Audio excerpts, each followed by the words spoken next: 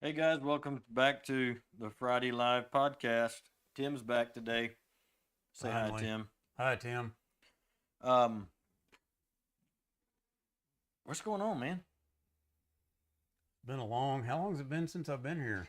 2 weeks? Yeah, maybe a couple of A week weeks. and a half? You haven't I don't know. shaved since you've been here, apparently. Yeah, evidently. It's been, we deal with all kinds of stuff too in our personal lives, even though we're famous, and we Uh, have people do things for us. yeah, I mean, I think we have three people that subscribe to the channel, so it's really, it's really taken off. Um, we are glad you're here. If you're watching, don't forget like, do all that kind of stuff. We are going to talk about, and what we think is an interesting topic. Your wife might say that it's something we always talk about, but Well, yeah. and it kind of is, but it's something I've been digging into and studying lately, and it's one of those things. I mean, if you're studying it, it's everywhere. Yeah. You start seeing it everywhere, and we're going to talk about how we how we create our own ideas of what the kingdom looks like, and we're going to give some scriptural evidence about that and tie some things together that you may think are not together. Well, and even from things we've been studying. Yeah. So So, don't run off. Go grab your Bible if you got it. We'll be back in just a second.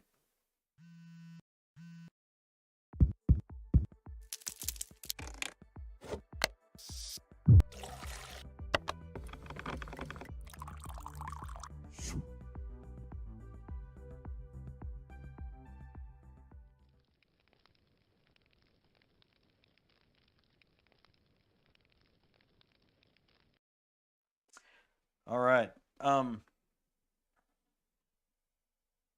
I want to get you to talk a little bit about. You said you wanted to have all the attention today, so um, uh, if you follow our podcast or if you don't, if you ever heard us speak or anything, one of the things that every time we speak, every time we do a men's deal, if we're doing a Bible study training, it's this effort to get ourselves, our minds, and people's minds trained to look past the surface, mm, to just go, you know, the scripture at its face value is valuable. And then there's a lot more beyond that that you kind of got to dig for. Not like secret code kind of yeah. stuff, but that's not what I'm talking about. I'm just talking about like deeper meanings, eternal meanings, uh, like our verse we always open with everywhere we go, Second Chronicles 16:9. Tim calls that an eternal verse. What do you mean? I guess that's the question. I just pitch you the softball. What do you mean that's an eternal verse?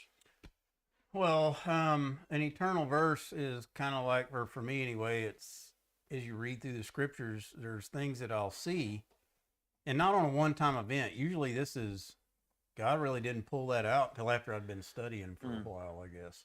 Anyway, the point was is that I started seeing God working in ways uh, that I never saw before. I was always looking for how am I supposed to walk, talk, and act, right? And as linear beings, that's what we do. Matt and I were talking about this a little bit while ago, and I'm going to answer the question, but this is kind of some reference. Uh, Everywhere we go, church and all that, they pick some book and some passage of scripture, and that's where we focus. And there's nothing wrong with that. But we almost get into a habit we don't even know about that. That's how I study and learn about the kingdom. And so we're so focused right there, we forget about all the past stuff, which is why when we're going through like Romans or Second Peter, I'm one of these that keep going back and saying, remember this and this and this and this, because it's all relevant to what's transpiring, right? It's like having a page of a story that you see. If you rip one of the pages out of it, the story gets this spot. You just kind of jerk, right? right. And so, uh, an eternal verse is something. So that's Second Chronicles 16:9. For the eyes of the Lord run to and fro throughout the whole earth to show Himself strong in the behalf of those whose hearts are perfect toward Him. That's King James language, so it sounds a little archaic. But the point is it says that God's looking all over the place, and He's looking for the one who's got a perfect heart toward Him. It doesn't mean He does everything perfect. That means He's worried about what God thinks, and he wants to be what God thinks. And he shows himself strong behind that person. And that's significant if you think about it. I mean, that's a powerful, powerful thought. And it's in the middle of this story that you're reading it, and if that didn't jump out, you just go right past it. Yeah. It's almost like it's out of context. Right. Well, and I want to contrast looking for eternal meaning with taking stuff out of context. Yeah. Those are two different things. And, Right. And typically what happens when you take something out of context and apply it in a way you shouldn't, you're applying it at face value outside of the context that defines that face value. Whereas in this one, like he said, you're studying along, you're reading about this judgment that's about to come. Yes, I'm going to restore you, but there's judgment. There's just there's this junk happening. And then right in the middle of it, he makes that statement, the eyes of the Lord. And it's not made in such a way that's like, well, if you'll do this particular thing that's in this passage, then my eyes will look around the world. Yeah. Or in this, it's just a statement of fact outside of time, outside. It just is a statement of his nature. And that's what throws us. We're time individuals. Yeah. That's what I was talking about. We look into one passage and we do this, and everybody teaches like that. Well, I don't. We go from passage to passage to passage. Understand that. But in the moment, that's where you are, and that's how you think you have to deal with everything. Right. And so... well, we forget that it's one big story. And it's innate. And I think one of the things we have to train ourselves to do, talking about bringing things to the table, what do I do as a Christian? You got to learn to back out of that and look at the bigger picture. And I think that's learned. Some people naturally have it. I know for me, it was kind of learned. Yeah. And it was from everything we're talking about. Matt and I both have spent a lot of time studying the scripture. And we brought this up before, but it's relevant to what we're talking about right now. You may say, well, I hear what all you're saying and I don't disagree or whatever, but I'm just not smart enough to grab all that. And I want to challenge you with that. Matt has degrees. He's got formal education, and I got squat. I barely got out of high school. But the desire to know what the Lord wanted and how he had to do it, I was willing to learn I learned grammatical rules and all that stuff. I didn't go to study grad. I learned it by reading this. And using things like Blue Letter Bible and going into learning about verbs and nouns. I wasn't trying to learn about verbs and nouns. Right. But anyway, it helped develop my mind, even though I'm dyslexic as the day is long. So you have to pursue that. It does say that the Lord gives you a desire, and that's what really burned me into learning about the scriptures. Not when I was saved, and then many years later I started what church language they call growing, right? And man, I just had a hunger to read the thing. And I read it and read it and read it and read it. At night, after I'd get off work, I'm under the covers, my wife's trying to sleep, and I got a flashlight on in her. Well, I've never had anything like that, somebody might say. I don't know if that's how it comes to everybody. But the point is to spend time with it. And then this thing we're talking about panning back out a little bit will seem more natural. Yeah, well, you got to spend time reading it. And I know that that's beat like a dead horse. Well, and it's like it's if you ever seen the movie Karate Kid, it's kind of like, I mean, my brain kind of works in a simple deal. It's getting Mr. Miyagi. I mean, in the movie it was wax on, wax off, and he learned these little simple things. Sand the floor, paint the fence, paint the house, or whatever. He had no idea what he was doing, but the pieces came together in the fight, and I can fight, Yeah. There's That's actually truth to that. Yeah, that may be oversimplified, but we read the scriptures, we talk about the scriptures often in compartments. You go to Sunday school. Nobody has Sunday school anymore, which when I finish my doctoral thesis, that's gonna be a part of it, is what we've lost in jettisoning Sunday school type things. Yeah. Because what they did was they taught us building blocks. Yeah. They're not individual stories. It's not Noah and the ark. It's not just David and Goliath. It's not just Joseph and it's kind of disciplines. It is. It's bigger than that. But in that moment, you just get that piece. It's the wax on, wax off. It's that piece. And as you start studying and you get into a spot and you pan off, like we're talking about, you get back and you start seeing where those blocks fit together. Yeah. That's when the Bible study really gets exciting. And we want to explore that. And the reason I wanted to cover the idea of eternal scriptures is it's not that they're not all eternal, but you can take what's happening at face value, and there's value in that. There may be a thou shalt not. But there may also be some eternal truth behind it that begins to tie and weave the story together. Yeah. And that's kind of what we want to talk about today. And one of the things I've been studying, and if you came to our men's conference, and we talk about this all the time, and it's partly because the more I study, the more it's coming up, is this juxtaposition of Bethel and Peniel, the house of God versus the face of God. And we talk about it ad nauseum, and I don't want to beat the dead horse, but the Bethel being the house of God, Peniel being the face of God. Those words are Hebrew words. Bethel means house of God, and Peniel means face of God. But we keep finding them in Scripture where they're actual, they're treated as places, and they are places, but they're places that represent something. They're not just regular places. That we see it when Jacob sees the ladder, he sees the angels coming down. He creates this place called Bethel, calls it the house of God, because he says, "Surely the Lord is here, and I did not know it." Yeah. But then he creates this other place, Peniel, when he's fighting with the Lord, basically, and he gets his hip damaged and all this stuff, because he wrestled with and looked into the face of God. So he gave it a different name, and it's two different concepts. Well, the more I study, the more I start seeing that concept come up. Yeah. And even when it's not declared. I was in 1 Kings chapter 13, 12, 10, 11, 10 through 13, really, talking about the story of Rehoboam and Jeroboam. That's, and I don't know, looking at the clock, I don't know if we've even got time to give the quick run of it, but long story short. There's a lot of kings and a lot of efforts and a lot of things in the Old Testament. So if you don't know any of that, don't get too wrapped around the actual of that. But what happened in this story, if you want to go dig it out, is the kingdom gets divided into two tribes and 10. Rehoboam, the rightful king, son of Solomon, descendant of David, gets 2. He gets Judah and Benjamin. The other ones all go to this Jeroboam cat, who was a servant in the king's household. I mean, he wasn't like just a nobody. He rose to power. Read the story.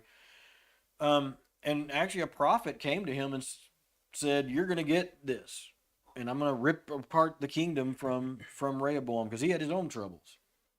But in the story of Jeroboam, we'll call him Jerry because they're going to get him mixed up. Jerry's problem, you see this in the scriptures, that they had a practice where they would go from wherever they were to Jerusalem to worship. That happened in Jesus' time too. They would still do that. They go up to Jerusalem for Passover, whatever. Well, Jerusalem stayed with the 2. And so Jerry had all the rest of it. Well, it was about to be time for everybody to travel over to what now is the other kingdom. And he says, "Oh man," it declares in the scriptures, if they go over there, they're going to fall back in love with the king, and they're going to stay and turn against me. I told the church on Sunday that it's kind of like we don't want people in our church to go visit another church because we're afraid they're going to like it better and not come back. Okay? That'd be a modern analog. And then he says this. There could be some truth in that statement. But if you're worried about that, let them go. You're not focusing on the kingdom anyway. So as a side note. Well, and so the scriptures declare that that's the real reason that he's worried. But what he says is, it's too hard for y'all to go all the way to Jerusalem. It's just too difficult. And I'm reading that and I'm going, but wait a minute. When they were all together before the kingdom, they still traveled that. Nothing changed. He just needed a reason. Yeah. And so what he did, and you go read the story, he said, we'll make our own place of worship. And he built Bethel. And then he went and did what I guess it's the culture, but literally, not figuratively. We're not saying like he built a Bethel. He built Bethel. Yeah. he built a house of God and created 2 golden calves. I don't know what it is about these stinking golden calves. And one went to Dan, this another place, and he said he put one in Bethel. And they started worshiping. He even created a feast for them to celebrate. And in the scriptures, it says it was like unto the feast of Jerusalem. Familiar. It was familiar. He started doing it, but it also declares that he did it because it came out of his own mind. He did it the way he wanted it done because he was, and here's the trick, he was afraid he was going to lose his people. So he created something that would be easy for them out of his own mind to keep control over his people. He probably in his mind he was saying, "I'm doing this for God." Yeah, maybe because I don't mean he was actually doing it for God. He was justifying it that way. Yeah, but he was really doing it for him. I'm giving them some place to worship. You know, it's akin to when people say, I know, and coming out of the school districts and stuff in education, we're doing it for the children. Yeah, you know. Yeah. Do you really think that the children need all of this? Whatever. It's not really for the children. It's for you. Yeah. And it's an excuse. And so one of the other things that he did was, it says he let anybody who wanted to be a priest, he let them be a priest. Well, the problem with that is you had to be of the tribe of Levi. You had to be a Levite, and you had to be, what's the word? Genetic. I mean, there were only a certain group of people. Well, they didn't come to that kingdom. All of them were over. Right. They stayed, and he was like, I don't care if you're qualified or not. I'm just going to let you lead. And you read through, and it says that idolatrous worship, it says it became a sin to him. He caused the people to sin. And because of that, God wiped his whole household off the face of the earth in a few generations, if you read on. Yeah. Okay. What I wanted to bring out is, we've been talking, you can get into that text and read that story and be like, oh, okay, I see. He rebelled against God. It happened. It's a historical thing. But that sort of thing has been happening and still happens. That's why it's eternal verse, in that it's showing us a pattern of behavior, both of man and of God, that is an eternal, repeating, factual thing. I'm going to toss this back to you in a second, but another place we see this very same sort of thing is in Cain and Abel. And Tim goes back to that a lot. So I'll toss it to you. I want you to talk a little bit about how is it that, what's the contrast between Cain and Abel in terms of doing the worship your own way and the way you want to do it? Well, and when Cain and Abel were around, that was in the beginning, so to speak, right? It's after the fall, so mom and dad had already created a mess. But they were still in conversation with God. Right. Whatever that meant, but it was no doubt. Yeah. And so it says that, I can't remember exactly how it was worded when it came time for the offerings or whatever it was. Abel was a farmer, and he didn't think anything about it. He got what he had to hand it off to his Lord, and he knew, because he knew his Lord would take care of him. Okay, it's not an issue of following the rule; it's an issue of the heart, right? Yeah. So God's looking for those whose hearts are solely His, right? That was Abel. Cain, chalk it up to personality or whatever, I don't know, but he was in conversation with God too. I mean, however they did that. And I know the reason I say that is because the conversations that they had after he got in trouble. Yeah. Right? Cain was a raiser of animals, but he was a little full of himself. I don't know if I'm sure he had the same concept as Abel did. God is who he says he is, and he can take care of you and all those things. I mean, this is really, I'm not telling you exactly how they felt, because God raises us, deals with us, so that we have to deal with him on an individual level. Not necessarily if I follow God like Matt follows God, then I'm going to get Abel what I want. Abel was the livestock guy. Cain had the veggies. Okay. So just something just stuck out in my head. I was like, oh, wait a second. So Abel, So Abel brings his best of the flock. He's not worried about how that's going to damage his flock. Yeah. It doesn't mean anything to him. And when you're raising animals or even crops, it makes a difference on getting the best you have to breed and those kinds of things. So you don't think about those things if you're not involved in that. But you can bring that down to where you are and what you do now or whatever. Anyway, so Cain brings a second best thing because he's trying to keep the best for himself. And it doesn't really matter why. And that's where we get into arguments as humans. But I did it because, and that can be right or it can be selfish. Does that make sense? I really am trying to save my livelihood, and that's why I did it. Well, God works in both of those situations too. But anyway, Cain does what he does, and he gets really offended when God doesn't take his sacrifice. Yeah. And even God said, this is after he killed his brother, and God kind of corners him, so to speak. That's why I'm saying that they had conversations and they knew whether it was just like we're doing right now, or that's not even the argument. Don't even get caught up in that. They're having a conversation and he knows it's God. And he says, God tells him, he said, all you had to do was, now you know, bring the right offering this time and everything's good. But you didn't do that. Well, let me speak into that. There's not a lot we know about that story. It's less than a chapter. It's like 10 verses. And Abel's dead. That's all we know. Yeah.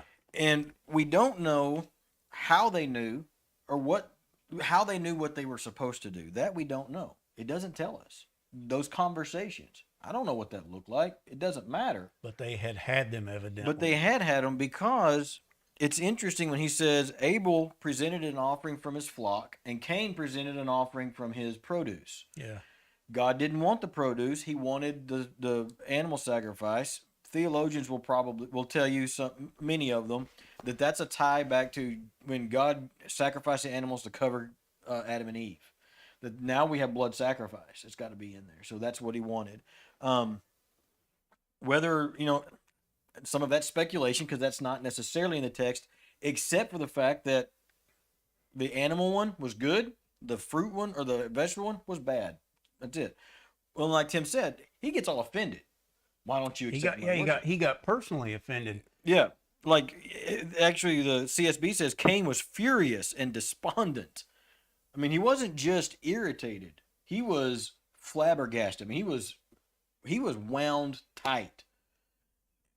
What do you mean what I gave you is not good enough for you? And the Lord said, why are you furious? He says, and why do you, and here we've talked, I'm going to touch on transgression versus sin too. He says, and why do you look despondent? If you do what is right, won't you be accepted? But if you do what is not right, sin is crouching at the door and its desire is for you, but you must rule over it. That right there is where his caution came. He was like, you have no reason to be angry. It's like I tell my kids, you don't need to get mad at me because you're in trouble. Yeah. You did it. Yeah. And that's kind of what he's saying. But even in that moment... That means he knew, though. He did. He did know. And even though he knew, it reads as though he even hadn't yet sinned. Yeah. Because he said, if you're not going to do what's right, sin is crouching at the door. It's like it's waiting for you. It's tempting you. If you'll just do what I've told you to do, then you're not going to get into this snare. Well, instead of going, yes, my father, let me go get a goat or whatever he knew he needed to do, he didn't do that. He immediately turned around and said, hey, Abel, let's go out into the field. And while they were in the field, Cain attacked his brother Abel and killed him. I mean, that's the story. That's it. He said, how does this tie into Jeroboam and what is this talking about eternal stuff?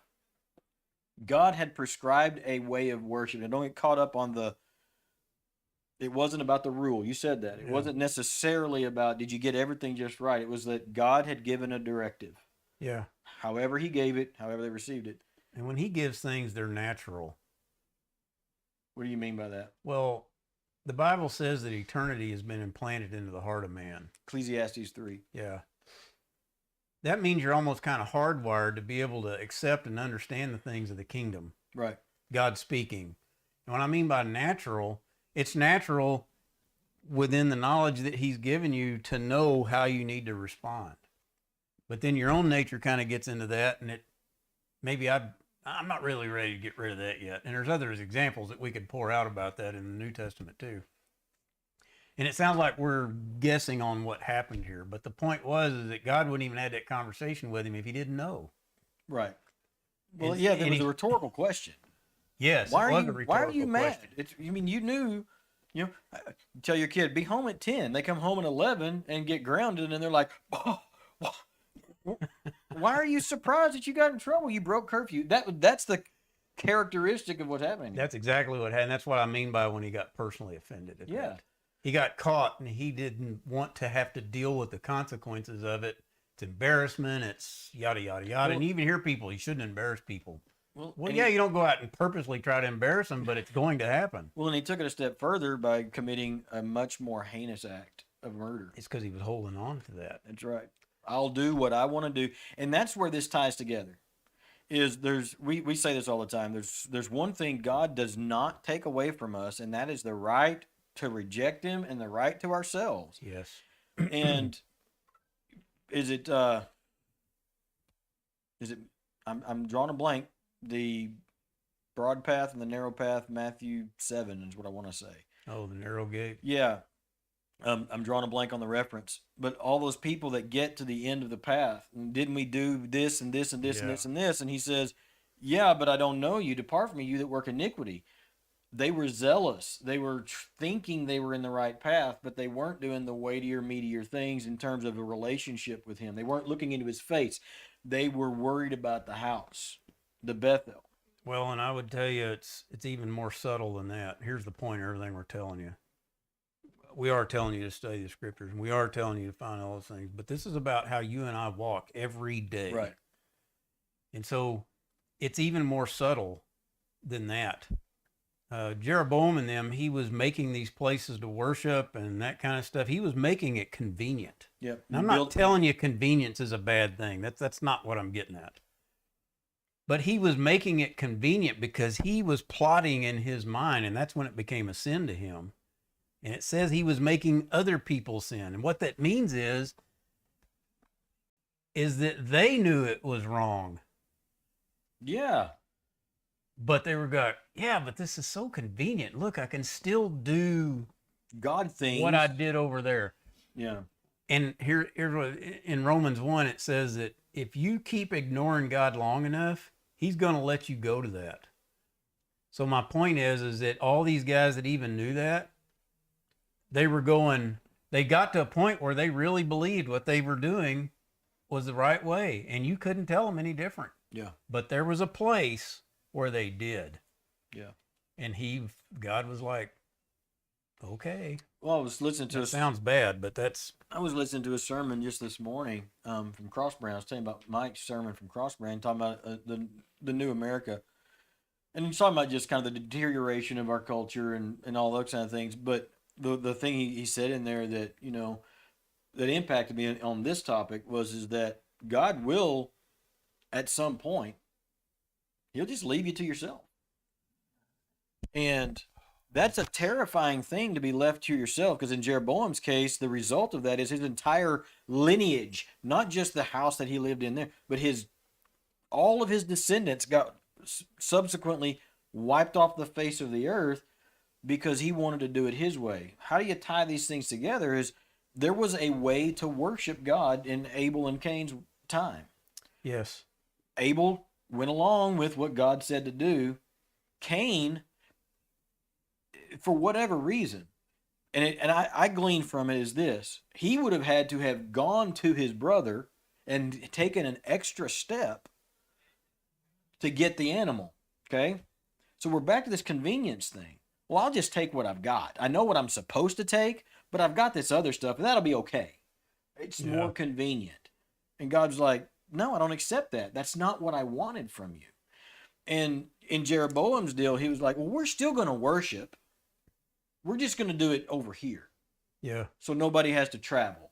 And that was even a false reason. He really did it to keep everybody close and in control. Yeah. And that's where it got sinful, because he was plotting. It's bait and switch. I'll just tell everybody it's too hard for you, so we'll just do this over here. Well, then they bought into it. And it says even in the text that they walked in a procession in front of the golden calf all the way to Dan. I mean, it wasn't like they were completely oblivious. They knew better, but they're like, oh, we're going to do our... And if you keep reading the text, all of these people were mad at Rehoboam because he didn't listen to them. His sin's a different one. They're like, the yoke is too heavy. Your father did this to us. And he basically was like, I don't care about you. I'm going to make it even harder on you. Yeah. And they got mad at him. So there was a division, and the division was actually from the Lord. We always talk about unity, and it is good. But in this case, the scriptures declare this division was of the Lord, because he was fixing to whoop both of them before it was all over with. But the people's mindset is, we know what we're supposed to do, but we're going to build our own way to do it. Yeah. And so Cain was a sick mind. Tell me how, when you asked me to talk about that, what you were... I mean, how did Cain build his own way of worshiping God? Okay, so that's how it started. Yeah. So he kills his brother, and he ends up in another confrontation with God. And actually, I don't mean confrontation like this. I mean, God shows up. He's like, yeah, where's your brother? Yeah. So he's caught. So here's an eternal thing to take out of that. As bad as Cain sinned, God didn't leave. Right. And it wasn't that it couldn't be redeemed. God's looking at things from, we've talked about this before, this eternal function. There's not much that he can't make right. So the fact that he even showed up with Cain under those circumstances means something. Yeah. He wasn't showing up to bash him with a hammer. There were consequences, but that's still redeeming quality, if that makes sense. It is. On God's side, right? The rest Right. of us would be like, oh man, he's time to throw him in a prison cell and it's over with. Well, We're not looking at it right. That's a piece of this looking at an eternal verse. The fact that God even showed up to him like that in who God is, he didn't have to show up. Cain would have been a poof and it'd been over with. He wouldn't even have to have been put in there. right. So all this is about showing who God really is. But where Cain was concerned, God shows up. They have the conversation. God says, we're going to be this, this, and this. And Cain's still justifying himself. Yeah. There's something about that. It is pride. It's holding on to yourself And demanding that you have it. Yeah. And it's putting yourself in the place of God. That's Satan's problem. Satan isn't, we look at him as this entity and he just know he's evil, right? That guy really thinks he can be God. Yeah. That's how messed up he is. And everything he does is driven to put himself in that place. But when you back out and look at the big picture of that, and you're looking at God and you're looking at Satan, you're going, Yeah. how do you even come into that conclusion, Satan? It's just deception. Oh, it's big. It's self-deception. And that's where we see Cain. We can identify more with him, but that's what I'm telling you. He didn't want to let it go. Yeah. And he says, well, these are the consequences. And Cain says, yeah, but everybody's going to kill me because I went against you. He's trying to get out of it, but he's also speaking a truth. Yeah. All these people know who you are, and they're not going to take kindly to me going against you in that sense. And it was kind of like, sorry about your bad luck, And God's like, okay, well, I'll take care of that problem. You're still going to deal with the circumstances in this. And what we misconstrue is that in the presence of God, he's in the presence of God. He's right there. And God never said, get out of here. Yeah. Cain was so shamed, he left on his own. Yeah, and that's an important deal. Under his own pretense, his own power. And when he left, it says he's the one that started building cities. And I'm not saying cities are evil, so don't run with that. But basically, he went and built his own created world. Right.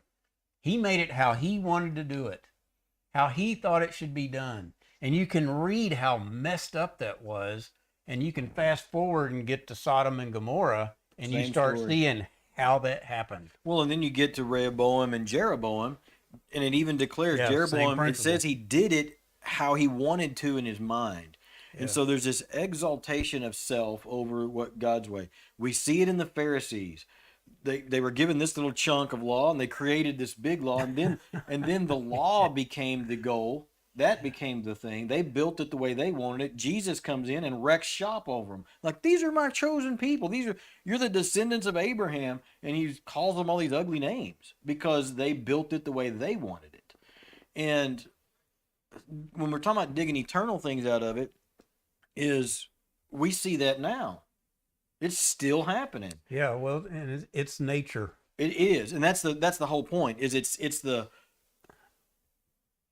not even just a sin problem or this or a church problem. It's a human being problem Well, it's a human being problem absent of the spirit of God. Yeah, And so, and the reason, well, why would God create us that way? I should be able to do what I want. You were created to be able to do what you want. But where you start falling off and being like Cain and going and creating your own world, somehow or another, you've decided, because you can't make it without the one that created you. I'm not even talking about salvation and all those kind of principle things. I'm talking about you cannot live a life of anything apart from him. right. Well, and we're looking at examples. Where we see Jeroboam kind of rebellion, creating your own deal. If you go to a church, you probably see some of this.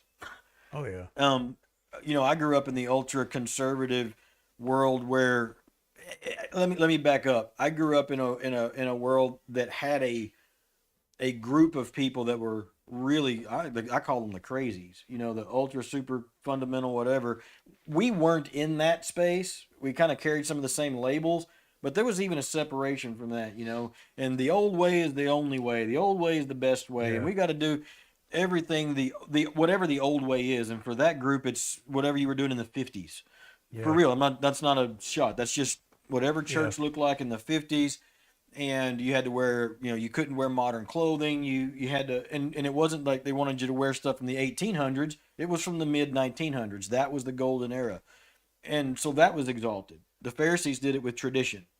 You can swing the other direction now, and it's like, oh, now everybody's got to be a mega church, because that's the way to do it. This church in Dallas has been successful, so we got to do it just like that. We're going to build our thing the way we want it, instead of the way God wants it.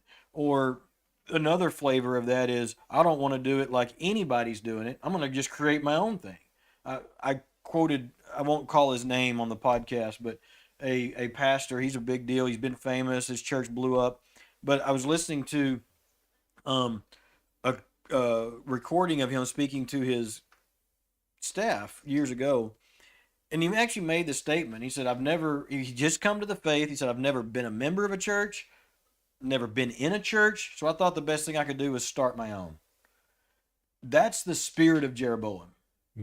Of, even if everybody else is wrong, or I'm going to do it my way, or whether it's convenient, we got to be careful about that, because there's some eternal things that we see in these patterns that it's just in our nature to just do what we want to do.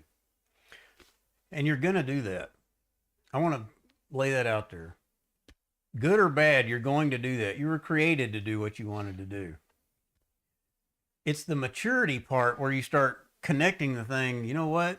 This works a whole lot better when I'm looking at God while I'm doing this. And that means reading your scripture, spending time. Just tell me what to do. He's not looking for that. He's looking for you to watch him. And struggle. And in the struggle, you're going to do what you want to do. You're going to do things wrong. You're going to find out that you sinned when you did it, or you may just find out you were just dead wrong. And you'll deal with all your personality issues and stuff. But in the end, it's doing what Jacob did. As messed up as that guy was personally, it was God that kept pursuing him, and it was God that wrestled with him. And he did, in that particular instance, something happened that had never happened in scriptural history. Even Moses didn't get to look at God in the face. Not until the transfiguration when Jesus came around, or at least in scripturally, historically, scripture speaking.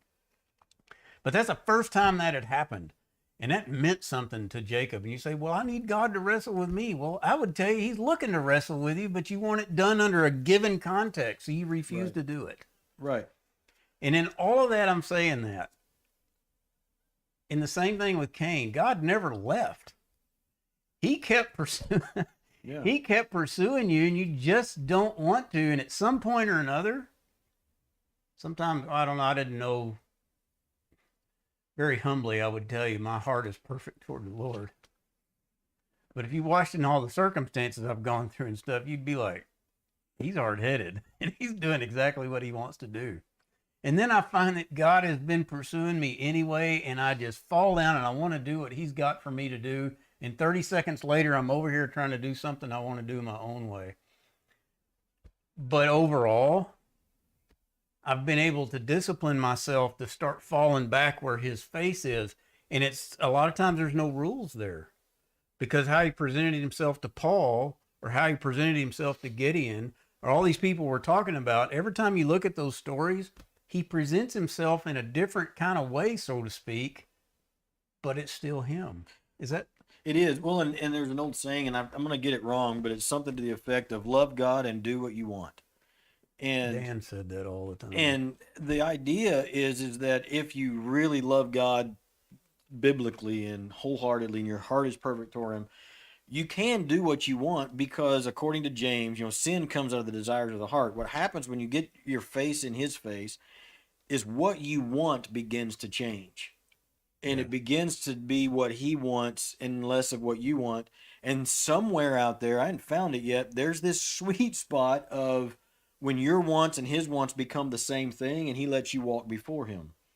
And that's a whole nother thing teaching, about, but it's when your wants and his wants are in accord, you can then ask what you will and it'll be granted, because you're not going to ask according to your own desire. And it's not about getting the formula right. It's about getting in his face to the point like Jacob did, and realizing what you're doing. And a lot of that is in the struggle. And, and that's why when there's struggle, our tendency is to pack up our toys and go home. Let's go to a different church. Let's go to a different denomination. Or fill in, there's 1,000 different ways to address that. Let's don't go to any denomination. Now I can't. I was raised Baptist and somebody hurt me, so now I can't be Baptist. Or I was raised Pentecostal and they were weird, so now I got to be. And that's the way that we think. And all the while, he's pursuing us in all of that. And for me, the eternal thread is and it's not even about the rule of was it a goat or was it the stuff. It was God had, in that part, in Cain and Abel, had designed a way to interface with him. And Cain said, I don't want to do it that way. I want to do it my way. And if you pan back, what he said is, I want you to get in my face and I want you to contend with me. I want you to wrestle with me. And a lot of times I'll tell you, it's not as he wanted to. You need to. You need to. Yeah, exactly. That's what I was talking about. You can't live without that. And it is designed that way. Yeah. But we want to make it convenient and easy. If you don't believe me, just talk to church. Go to a church leadership conference. Go to a church growth conference, and just for this, like you're auditing the course, and it's all about how to make things easy and convenient and how to get people in. It's a big marketing spiel and approach, and here's how you get more people. You got to hit them where they are. It's for the children. All these catchphrases, And a lot of that stuff's not necessarily wrong. No. But they're focusing on those things and not saying, you got to lead your people to the face of God and let him lead that where it's going to go. Which is why we keep bringing up Bethel and Peniel. Yeah. There's nothing. Hebrews tells us, and I believe it's 12, that the temple itself, it says that Moses was told, be very careful about how you put the temple together. Do it right. Make your house of God, the Bethel, right, because it's a shadow of the reality. Yeah. Okay? You want it to be a proper reflection. But even when it's done right, even when it's done well, and it's important and it's good things, they're not the goal. Yeah. The goal is to get you to the face of God, to Peniel. Yeah. And that's a shift in thinking for most people. We focus on Bethel. We focus like Jeroboam did. How do we make this easier for everybody to do good things? How do we make this easier for everybody to get involved in worship? Well, that may not be what God wants from us, because what he really wants from us is to get in his face and he describes himself as a tempest, and there's a storm about him, and you get in we his don't want face, to do that. and it's going to jack everybody up. And so to avoid that, we build our own Bethels everywhere we go. Yeah. And they could be and are awesome things. But when they become the point of worship, they become idols, and stuff starts blowing up. And so we're constantly going, look past the Bethel. Bethel's not, you say, well, which church should I go to? Which version should I read? All this stuff. A lot of that's Bethel. It's not good or bad. It's neutral. Yeah. Push past that. Push past that. Yeah. Bloom where you're planted. Get in the Word. Get your face in His face, and be able to contend and wrestle with Him and find those eternal truths, which are God just wants you to approach Him. That's it. And He's made ways to do that. And I would tell you that people that have wrestled and spent time with the Lord, you got to be patient with the ones that are wrestling. Because you get to the point you think, well, I know I can help them not have to deal with all that. Not really. That's time between God and them almost. Yeah. You just have to learn to endure that. And that's a hard one for me. I just admit to you. That's a hard, because I don't want people to have to go through some of it, and that's my nature. But the fact of the matter is the going through it is necessary. It's like, I know when the kids were learning to walk when they were little, you don't chastise them for falling down when they're trying to walk. They fall down 1,000,000 times a day. But when they take a step, everybody cheers. You know, and learning to walk with the Lord is not a lot different. But what we tend to do is want to give everybody a spanking for falling down while they're trying to learn to walk. Well, and that's true. And boys are just dumb. When they're young, I don't know what it is. They're pretty sharp until they're about 5 or 6, and all of a sudden their brains shut off. Till they're about 30. And so I've worked with kids a lot, especially boys, and that's because I have my own, but also I've worked with them in other contexts. And it's almost like from their brains will turn back on somewhere between 17 and 25. Yeah. And so we just kind of went through this at my house. So here's enduring people that are working through the Lord. That may be an example of that. My poor wife needed some things done, and I told her, we got it. We're going to do it. So I got Jesse to do part of this, and not beating up Jesse, just a good example. You're not watching Jesse. Jesse was supposed to finish the dishes last night. He did part of it, turned the dishwasher on. He said, nope, when it's done, I'm going to unload it, and I'm going to reload that thing. And my poor wife I knew if she came down in the morning and saw that mess, that it was just going to be the straw that broke her, you know. So I felt confident Jesse had it, and I needed him to do it. I could have done it. But to me, it was a training opportunity, right? And so, sure enough, I got up this morning, and I heard some clattering after I went to bed. So I thought, okay, well, he's doing it. And got up this morning, they're not done. And my knee-jerk reaction was to go in there and pull Jesse out by his ear and say, you get this done for your mama comes downstairs, which is what I should have done. Well, I didn't. Went out and started doing work. Well, sure enough, it was the straw. And my point is that he needed to do that. It would have been more convenient to do it some other kind of way. And it doesn't really matter if Margie saw that or she didn't see that. I did. And he needed to follow through, and he needed to complete what he was doing. And it doesn't really matter why. He wasn't trying to be evil or not do it. Rebellious. It was he probably forgot. It was just the dumb. And I know they're like that. I was like that.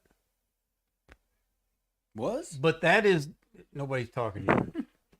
But what I'm trying to tell you is not what happened in my house. But enduring that, I had to, if it was a lesson for me, I had complete control to make this thing work out the way it needed to do. He was going to learn how to be, diligent, or a piece of learning him how to be diligent and all those kinds of things. And my wife would have been served well. So I'm not beating Jesse up. I'm saying that I saw that. And even though, I should have drug him out by his ear, but that would be me enduring him learning how to do things like that. Does that make sense? Yeah. I mean, and when you see those things, you have to, it's inconvenient for us too, for people around us to be learning the things about the kingdom. But you know what? the catchphrases that we find is we're walking through something with somebody, or it gets Yeah. messy. That's the catchphrases we'll see. Yeah. My thing is, it's like when everybody was talking about outlawing cigarettes in Dallas. I remember years ago, can't smoke in places anymore. And I remember we were at a family gathering, and I was the only one in the room. I was like, "That's a terrible idea."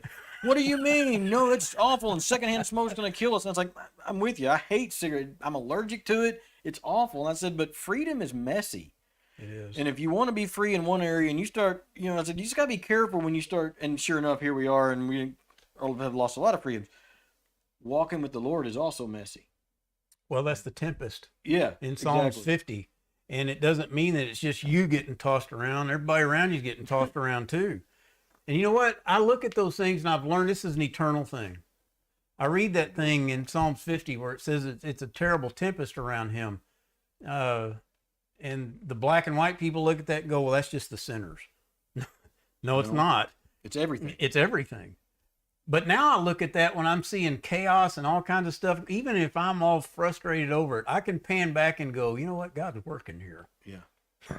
Well, because when God works, that's what it looks like. Yeah. And the thing that we want to constantly push you into as you listen, or in each other into, and our families, is and I have to keep reminding myself, because I'm the world's worst about, well, it ought to be this way, and this is the way it's got to go. Yeah. And if we'll just do it this way, everything will be fine. And that's just my bend. And I have to remind myself, well, that might even be true. That, yeah, but the process needs to happen, and it's okay for the process to happen. It's okay for God to work out in people, and it's okay to stand by and watch it. And instead of, yes, you want to help and mentor and whatever and keep people from making dumb mistakes. Yes. But if you do, it's not the end of the world. It's okay. It's part of the And process. God's going to keep his options open to work through people. There's nothing you can do that's going to work that if he's got his hand on that. Well, and in those stories of Jeroboam and Rehoboam, Jeroboam gets wiped off. And eventually, so does Rehoboam. I mean, he just wipes, he completely, but then there's a king later that comes along, and it says, finally, there was one, he says, he did what was right in the sight of the Lord, and his father David, his lineage father. Yeah. And so there's options. There's always options. There's always options. And that's the thing is you have just to get mad when you don't like your options, or they've gotten worse because you didn't do before. Pan up. You gotta let go of that. Pan back out of it. Get into the face of the Lord. Get into the Word. Get into prayer, and let Him figure it out. And just endure. On a technical note, to pan back, that just means if you're looking at it right here and you come back on a camera, you see a lot bigger picture. Yeah. That's what we mean by get out of the weeds. I heard a guy used to tell me, he said, get out of the weeds. Yeah. And start looking at the bigger picture. I don't have anything to announce or anything. Do you? No. We're good. All right. I know this was a long one today. We had a lot to say, apparently. And I hope it wasn't blabbery. So. It may have been, but if it was, it was. And, it is what it is. We're glad you're here. Like us. Share the broadcast if you're on YouTube or Facebook, whatever, or even on Spotify. I'm trying to get people cranked into our Spotify account. And follow those things and share our deal. Go out to our website. Got lots of resources there. I'm still hoping to have a Bible study training sometime at the end of the summer. We also are going to be having at the Bridge Fellowship at least one more men's day, men's event. We'll be looking for those dates to come soon. And Tim and I will be doing some more teaching in there. You got anything else? That's it. If you see Jesse out there, just apologize to him because he just made a teaching analogy out of it. All right, we'll see you guys later. Bye.